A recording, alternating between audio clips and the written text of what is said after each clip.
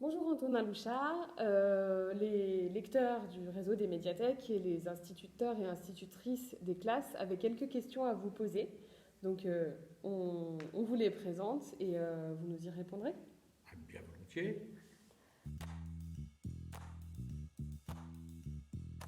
Alors, euh, déjà, je pense que je ne dessine pas bien.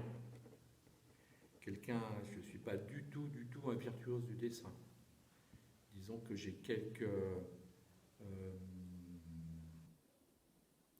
habitudes de dessin, euh, mais je ne me sens pas du tout être un grand dessinateur, par exemple.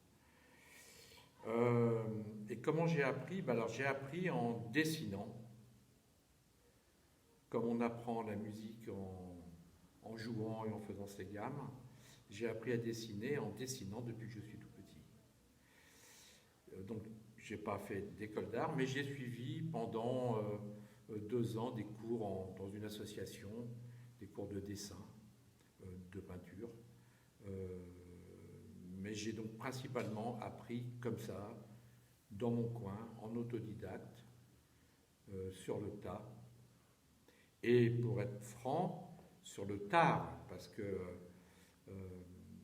la nécessité de dessiner pour faire des livres et donc pour gagner ma vie n'est venue qu'à l'âge de 40 ans en fait. Jusque-là, je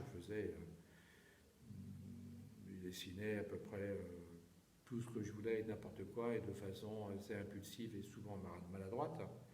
Il a fallu que je me discipline. Quand j'ai commencé à dessiner, vu que je viens des arts plastiques, j'avais l'impression de tailler un bonsaï avec une tronçonneuse.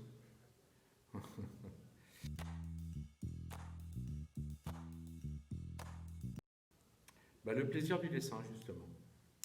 Moi, j'ai commencé à dessiner quand j'étais journaliste dans un magazine et que je commandais des dessins à des illustrateurs. Et j'ai réalisé qu'on pouvait gagner sa vie, ou gagner en tout cas un peu d'argent en faisant des images pour les journaux. J'ai donc démissionné de mon activité de rédacteur, de journaliste, pour commencer à faire des dessins. Euh, et c'est comme ça que par la suite, euh, j'ai illustré mon premier livre, sans savoir que j'avais des dispositions pour raconter des histoires, pour faire des images, et que ça allait devenir mon métier.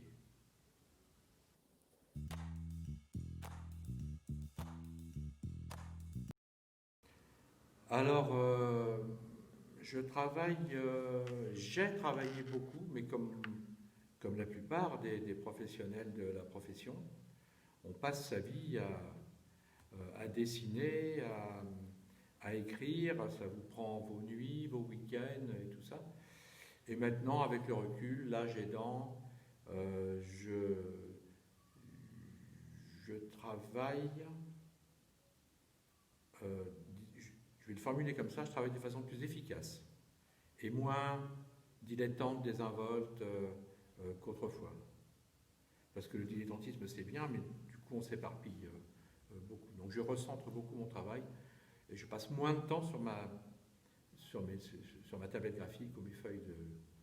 Et aussi, on travaille sur les tablettes graphiques aujourd'hui, alors qu'autrefois, tout ça n'existant pas, quand on ratait un dessin, ça prenait un temps fou pour le refaire. Hein. On rate un fond de couleur, rien que ça, il faut le refaire. Et ça prend 1 heure de plus. Voilà. Maintenant, avec les tablettes graphiques, on change toutes les couleurs instantanément et du coup, on passe peut-être moins de temps euh, sur l'ouvrage.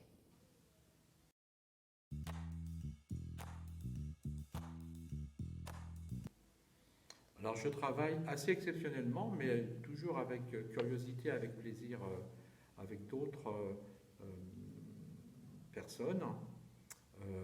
J'ai fait un livre par exemple avec Daniel Penac, donc qui évidemment a écrit le texte, avait écrit le texte et pour lequel j'ai fait des images. À l'inverse, je peux aussi euh,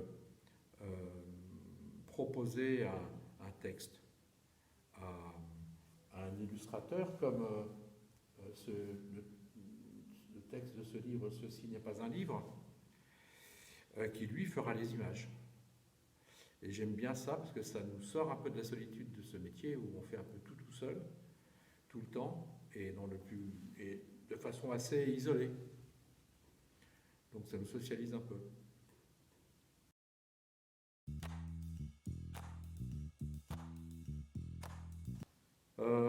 Moi, je pense qu'un bon livre, un bon livre jeunesse, c'est un livre pour tout le monde, d'une part. Donc j'essaie de faire des bons livres. Je dis pas que j'ai réussi, mais à chaque coup, mais voilà. Après, simplement, ces choses-là sont venues assez naturellement. Faisant des livres pour enfants, donc j'ai adopté un dessin assez enfantin, hein, avec un lapin, une petite cocotte, des petits animaux, voilà. Et je crois qu'il y a un effet comique qui vient aussi du décalage qu'il y a. Je pense à un livre qui s'appelle Pourquoi les lapins ne portent pas de culotte, où le dessin est presque un peu cucu, et où le texte est carrément littéraire, avec des incongruités et des étrangetés qu'un enfant aurait du mal à saisir. Après, ce mélange, il s'est imposé à moi. Je n'ai pas vraiment choisi de faire des dessins cucu avec des textes plus tenus. Un autre aspect, une autre réponse à votre question, c'est que faisons des livres pour tout petits, c'est des livres qui sont lus par les grands, par des médiateurs. Moi, je suis moi-même papa de 3 enfants. J'ai lu des livres indigents cherchés à la bibliothèque par mes enfants. Et je me suis assez vite dit que c'était bien de s'adresser en faisant ces livres aussi aux médiateurs qui lisaient le livre. Et c'est comme ça que je suis arrivé à cette espèce d'équilibre instable. Le livre, il est pour enfants, mais en fait, il s'adresse à tout le monde. Il essaie juste d'être bon, en l'occurrence d'être drôle, puisque c'est ça ma marque de fabrique. Oui, c'est simple, dessiner. Dessiner, avec ou sans modèle, mais dessiner, passer beaucoup de temps à ça. Eh ben, merci.